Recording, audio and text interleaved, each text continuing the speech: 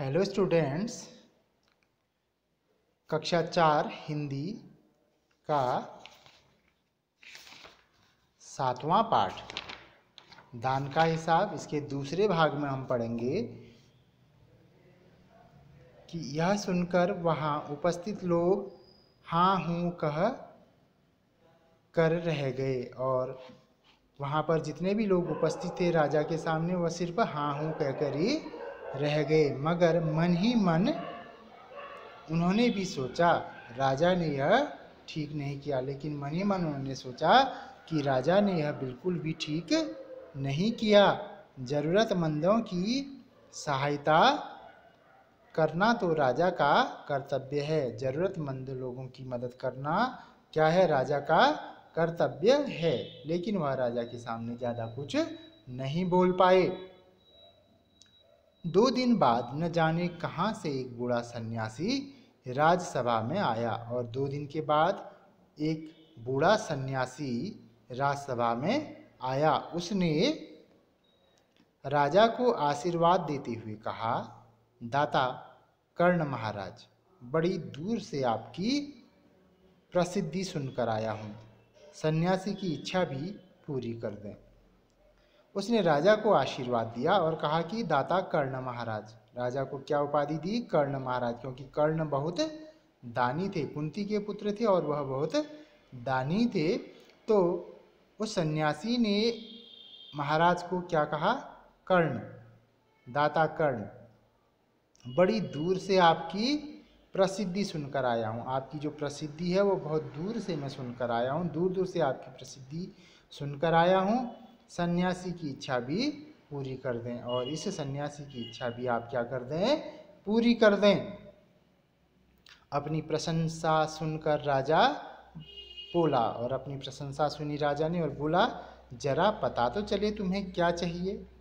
उसने कहा कि जरा मुझे भी तो पता चले कि तुम्हें क्या चाहिए।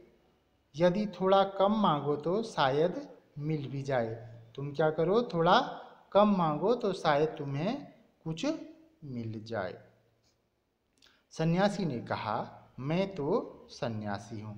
सन्यासी ने कहा कि मैं तो सन्यासी हूँ, मैं अधिक धन का क्या करूँगा? मैं ज़्यादा पैसे का या ज़्यादा धन का क्या करूँगा? मैं राजकोष से 20 दिन तक बहुत मामूली भिक्षा प्रतिदिन लेना चाहता हूँ। मैं क्या चाहता हूँ कि मैं जो आपका राजकोष है, जो राजभंडार है, उससे 20 दिन तक बहुत मामूली भिक्षा प्रतिदिन मांगना चाहता हूँ। रोज़ मैं आपके राजकोष से बहुत ही मामूली सी भिक्षा लेना चाहता हूँ। मेरा भिक्षा लेने का नियम इस प्रकार है, लेकिन मेरा भिक्षा लेने का नियम क्या है? कुछ इस प्रकार है। वो क्या है? पहले दिन जो लेता हूँ दूसरे दिन उसका दुगना। यानी मैं जो पहले दिन लेता हूँ दूसरे दिन उसका क्या लेता हूँ? दुगना लेता हूँ। फिर तीसरे दिन उसका दुगना और चौथे दिन उसका दुगना। इसी तरह से प्रतिदिन दुगना लेता जाता हूँ। भिक्षा लेने का मेरा यही तरीका है। उस सन्यासी के कुछ नियम थे भिक्षा लेने की कि पहले दिन मैं आपसे जो मांगूंगा दूसरे दिन उसका दुगना, तीसरे दिन फिर उसका दुगना और चौथे दिन फिर उसका दुगना। इसी तरह से प्रतिदिन मैं क्या करता हूँ? उसका दुगना हिसाब भिक्षा लेते जाता हूँ। भिक्षा लेने का मेरा यही तरीका है और मेरा यही तरीका है भिक्षा लेने का। तो राजा बोला, तरीका तो समझ में आ गया। राजा ने कहा कि आपका तरीका तो मुझे समझ में आ गया, मगर पहले दिन कितना लेंगे? लेकिन आप ये बताइए कि पहले दिन आप कितना लेंगे? यही असली बात है। असली बात यही है कि आप पहले दिन कितना लेंगे। 2-4 रुपयों से पेट भर जाए तो अच्छी बात है।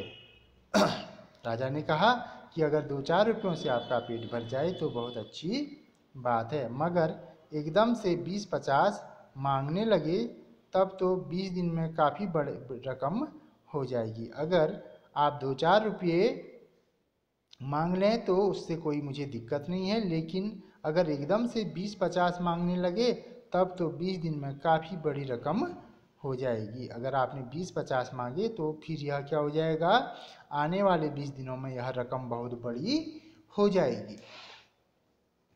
तो सन्यासी ने हंसते हुए कहा, महाराज मैं लोभी नहीं हूँ। तो सन्यासी ने हंसते हुए कहा कि महाराज मैं क्या नहीं हूँ, लोभी यानी मैं लालची नहीं हूँ। आज मुझे 1 रुपया दीजिए। आप मुझे क्या करिए, सिर्फ 1 रुपया दीजिए, फिर 20 दिन तक दुगने करके देते रहने का हुक्म दे दीजिए। और फिर क्या करिए, 20 दिन तक इस 1 रुपये के दुगने होने का आप क्या दे दीजिए, हुक्म दे दीजिए।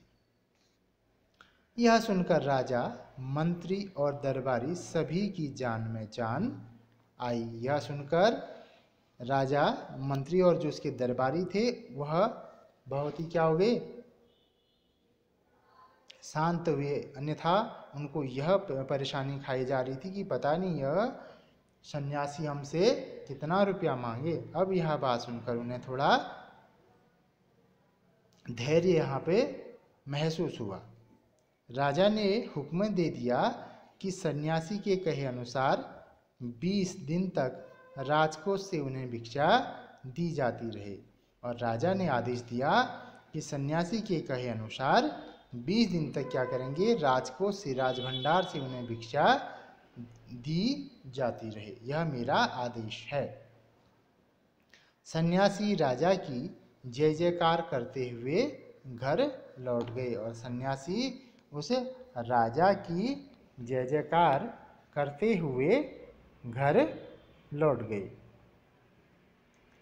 राजा के आदेश के अनुसार राजभंडारी प्रतिदिन हिसाब करके सन्यासी को भिक्षा देने लगा। और राजा के आदेश के अनुसार जो राजभंडारी, जो राजकोष का वहाँ कर्मचारी था, वह क्या करता था, प्रतिदिन हिसाब करके सन्यासी को भिक्षा देने लगा। वह रोज उस सन्यासी को क्या करने लगा, भिक्षा देने लगा। इस तरह 2 दिन बीते, 10 दिन बीते, 2 सप्ताह तक भिक्षा देने के बाद भंडारी ने हिसाब करके देखा कि दान में काफ़ी धन निकला जा रहा है। तो इस तरह से 2 दिन बीते, 10 दिन बीते, 2 सप्ताह तक भिक्षा देने के बाद, यानी 2 सप्ताह 14 दिन ना, 1 सप्ताह में 7 दिन, तो 2 सप्ताह 14 दिन तक भिक्षा देने के बाद भंडारी ने हिसाब करके देखा, उस दान के कर्मचारी ने हिसाब करके देखा कि दान में काफ़ी धन निकला जा रहा है। जो हम दान दे रहे हैं उसमें हमारा काफ़ी धन निकला जा रहा है। यह देखकर उन्हें उलझन महसूस होने लगी, उन्हें परेशानी महसूस होने लगी। महाराज तो कभी किसी को इतना दान नहीं देते थे। उसने यह बात मंत्री को बताई। उसके मन में यह परेशानी होने लगी कि महाराज तो कभी किसी को इतना पैसा नहीं देते थे। और उसने यह बात अपने मंत्री को बताई। मंत्री ने कुछ सोचते हुए कहा, वाकई यह बात तो पहले ध्यान में ही नहीं आई थी। अब यहाँ पे मंत्री ने भी सोचा कि वाकई में यह बात हमने पहले ध्यान ही नहीं दी इस बात को, मगर अब कोई उपाय भी नहीं है। लेकिन अब हमारे पास इसका कोई भी उपाय नहीं है। यहाँ पे मंत्री ने कुछ सोचा और कहा कि हमने इस बात का पहले कोई ध्यान ही नहीं दिया, मगर अब इसका कोई भी उपाय नहीं है। महाराज का हुक्म बदला नहीं जा सकता और महाराज का जो हुक्म है उसको अब बदला नहीं जा सकता। इसके बाद फिर कुछ दिन बीते। इसके बाद कुछ दिनों बीते, भंडारी फिर हड़बड़ाता हुआ मंत्री के पास पूरा हिसाब लेकर आ गया। और जैसे ही कुछ दिन और बीते तो भंडारी जो उस राजकोष का जो कर्मचारी था वह हड़बड़ाता हुआ, डरता हुआ मंत्री के पास पूरा हिसाब लेकर आया। और अपने मंत्री के पास पूरा सा हिसाब लेकर आया। हिसाब देखकर मंत्री का चेहरा फीका पड़ गया। उस हिसाब को देखकर मंत्री का जो चेहरा है बिल्कुल फीका पड़ गया, मुरझा गया, उदास हो गया। वह अपना पसीना पोंछकर, सिर खुजलाकर, दाढ़ी में हाथ फेरते हुए बोला, यह क्या कह रहे हो? अभी से इतना धन चला गया है तो फिर 20 दिनों के अंत में कितने रुपये होंगे? अभी तो पूरे 20 दिन भी नहीं हुए, अभी इतना पैसा चले गया तो इस 20 दिनों के अंत में यह कितने रुपये हिसाब से चले जाएंगे? भंडारी बोला, जी पूरा हिसाब तो नहीं किया। वह राजकोष का जो कर्मचारी था वह बोला कि पूरा हिसाब तो नहीं किया है। मंत्री ने कहा, तो तुरंत बैठकर अभी पूरा हिसाब करो। और उस मंत्री ने कहा कि तुरंत तुम बैठो और अभी पूरा हिसाब निकालो।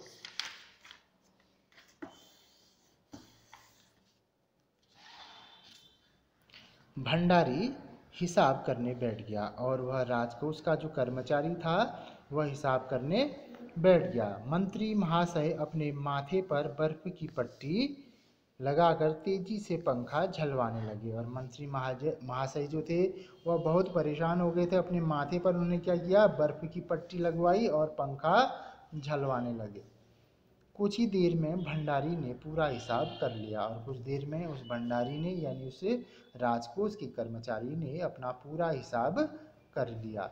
मंत्री ने पूछा, कुल मिलाकर कितना हुआ? और फिर मंत्री ने पूछा कि यह हिसाब कुल मिलाकर कितना हुआ?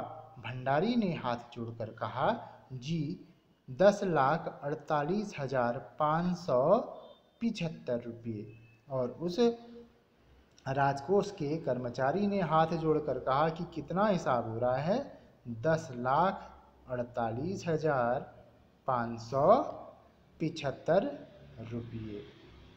मंत्री गुस्से में बोला और मंत्री को इतने में गुस्सा आ गया और वह बोला, मजाक कर रहे हो? भला मेरे से तुम मजाक कर रहे हो? यदि सन्यासी को इतने रुपये दे दिए तब तो राजकोष खाली हो जाएगा। अगर तुमने उस सन्यासी को इतने पैसे दे दिए तो हमारा राजकोष पूरा क्या हो जाएगा? खाली हो जाएगा। भंडारी ने कहा, मजाक क्यों करूँगा, आप ही हिसाब देख लीजिए। और उस भंडारी ने उस राजकोष के कर्मचारी ने कहा कि मैं आपसे मजाक क्यों करूँगा, आप खुद ही इस हिसाब को देख लीजिए। यह कहकर उसने हिसाब का कागज मंत्री जी को दे दिया। और उसने क्या किया, उस हिसाब के कागज को मंत्री जी को दे दिया। हिसाब देखकर मंत्री जी को चक्कर आ गया। जैसे ही मंत्री जी ने उस हिसाब को देखा तो उनको क्या आ गया, चक्कर आ गया। सभी उन्हें संभाल कर बड़ी मुश्किलों से राजा के पास ले गए और राज्य के जितने भी कर्मचारी थे वह उनको संभाल कर राजा के पास ले गए। राजा ने पूछा, क्या बात है? मंत्री बोले, महाराज राजकोष खाली होने जा रहा है। और राजा ने पूछा कि मंत्री क्या बात है? तो मंत्री ने क्या जवाब दिया कि महाराज राजकोष खाली होने जा रहा है। राजा ने पूछा, वह कैसे? मंत्री बोले, महाराज सन्यासी को आपने भिक्षा देने का हुक्म दिया है, मगर अब पता चला कि उन्होंने इस तरह राजकोष से करीब 10 लाख रुपये झटकने का उपाय कर लिया है। मगर अब यह पता चला है कि उन्होंने राजकोष से करीब 10 लाख रुपये झटकने का उपाय कर लिया है। राजा ने गुस्से से कहा, मैंने इतने रुपये देने का आदेश तो नहीं दिया था, फिर इतने रुपये क्यों दिए जा रहे हैं? भंडारी को बुलाओ। राजा ने गुस्से में कहा कि मैंने इतने रुपये देने का आदेश नहीं दिया था, फिर इतने रुपये क्यों दिए जा रहे हैं? उस राजकोष के कर्मचारी को बुलाओ। तो मंत्री ने कहा, जी सब कुछ आपके हुक्म के अनुसार ही हुआ, आप खुद ही दान का हिसाब देख लीजिए। आप खुद ही दान का हिसाब देख लीजिए। तो यहाँ पे जब दान का हिसाब दिखाया गया तो पहले दिन उस सन्यासी को 1 रुपया दिया गया, दूसरे दिन 2 रुपये उसका दुगना, तीसरे दिन 4 रुपये उसका दुगना, फिर चौथे दिन 4 का दुगना 8, पाँचवें दिन 8 का दुगना 16 रुपये, छठे दिन 16 के 32, सातवें दिन 32 के 64, आठवें दिन 64 के 128 रुपये और 9वें दिन 128 के 256 रुपये। 10वें दिन 256 के 512 रुपये। 11वें दिन 512 के 1024 रुपये या 1024 रुपये। 12वें दिन 1024 के 2048 रुपये। 13वें दिन 2048 के 4096 रुपये। 14वें दिन 4096 के दुगने 8192 रुपये। और उसके बाद 15वें दिन 8192 का दुगना 16384 रुपये। 16वें दिन 16384 का दुगना 32768 रुपये। 17वें दिन इसका दुगना 65536 रुपये। 18वें दिन इसका दुगना 1,31,072 रुपया। 19वां दिन इसका दुगना 2,62,144। 20वें दिन इसका हिसाब इसका दुगना 5,24,288 रुपया। और कुल मिलाकर फिर इसका दुगना 10,48,575 रुपये। तो यह हिसाब जब उस राजकोष के कर्मचारी ने राजा को दिखाया तो राजा ने जब उस हिसाब को देखा तो 2 बार देखा, 1 बार देखा और 2 बार देखा। उसके बाद वह बेहोश हो गया। जैसे ही उसने उस हिसाब को देखा उसके बाद वह क्या हो गया, बेहोश हो गया। काफ़ी कोशिशों के बाद उनके होश में आ जाने पर लोग सन्यासी को बुलाने दौड़े। काफ़ी कोशिशों के बाद जब राजा होश में आया उसके बाद उस सन्यासी को बुलाने के लिए लोग दौड़े। सन्यासी के आते ही राजा रोते हुए उनके पैरों पर गिर पड़ा। जैसे ही वो सन्यासी राजा के पास आए और वह राजा उनके पैरों पर गिर पड़ा, बोला, दुहाई है सन्यासी महाराज, मुझे इस तरह जान माल से मत मारिए। इस तरह से आप क्या कीजिए, मुझे जान माल से मत मारिए। जैसे भी हो एक समझौता करके मुझे वचन से मुक्त कर दीजिए। जैसे भी हो आप मेरे साथ एक समझौता कीजिए और मुझे इस वचन से मुक्त कीजिए। अगर आपको 20 दिन तक भिक्षा दी गई तो राजकोष खाली हो जाएगा, फिर राजकाज कैसे चलेगा। राजा ने उस सन्यासी से कहा कि अगर 20 दिन तक आपको भिक्षा दी गई तो राजकोष का जो धन है, जो पैसा है, वो क्या हो जाएगा, समाप्त हो जाएगा। फिर यह राजकाज कैसे चलेगा। सन्यासी ने गंभीर होकर कहा, इस राज्य में लोग अकाल से मर रहे हैं। उस सन्यासी ने कहा कि इस राज्य में लोग क्या अकाल से मर रहे हैं, मुझे उनके लिए केवल 50,000 रुपये चाहिए। मुझे उनकी मदद के लिए क्या चाहिए, केवल 50,000 रुपये चाहिए। वह रुपया मिलते ही मैं समझूंगा मुझे मेरी पूरी भिक्षा मिल गई है। जैसे ही वो पैसा मुझे मिलेगा मैं समझूंगा कि मुझे मेरी पूरी भिक्षा मिल गई है। राजा ने कहा, परंतु उस दिन एक आदमी ने मुझसे कहा था कि लोगों के लिए 10,000 रुपये ही बहुत होंगे। लेकिन राजा ने कहा कि उस दिन तो मेरे से एक आदमी ने कहा था कि हमारे लिए 10,000 रुपये बहुत होंगे। सन्यासी ने कहा, मगर आज मैं कहता हूँ कि 50,000 से एक पैसा कम नहीं लूँगा। लेकिन उस सन्यासी ने कहा कि मैं आपसे 50,000 से एक भी रुपया कम नहीं लूँगा।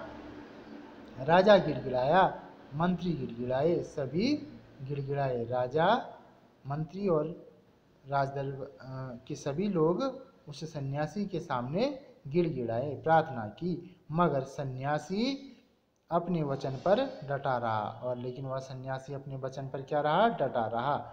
आखिरकार लाचार होकर यानी मजबूर होकर राजकोष से 50,000 रुपये सन्यासी को देने के बाद ही राजा की जान बची। और जब राजकोष से 50,000 रुपये उस सन्यासी को दिए गए उसके बाद ही राजा की जान में जान आई। पूरे देश में खबर फैल गई कि अकाल के कारण राजकोष से 50,000 रुपये राहत में दिए गए हैं। और पूरे देश में यह खबर फैल गई कि अकाल के कारण राजा के राजकोष से क्या 50,000 रुपये राहत में दिए गए हैं। सभी ने कहा हमारे महाराज कर्ण जैसे ही दानी हैं। और सभी लोगों ने कहा कि हमारे महाराज कैसे हैं, कर्ण जैसे ही दानी हैं। और वह महाराज और राजा जो हैं बहुत प्रसिद्ध हो गए। तो यह कहानी जो है सुकुमार राय जी द्वारा लिखी गई है। तो यह कहानी हमें क्या शिक्षा देती है कि किसी भी राजा को अपनी प्रजा के लिए क्या करना चाहिए, अपना कर्तव्य का पालन करना चाहिए, उनकी मदद करनी चाहिए, उनके सुख दुख में उनके साथ रहना चाहिए। तो इस तरह से पाठ 7 दान का हिसाब भी यहाँ पर समाप्त होता है। इसके बाद हम अगले भाग में आपको पाठ 8 पढ़ाएंगे और उसका अर्थ आपको समझाएंगे।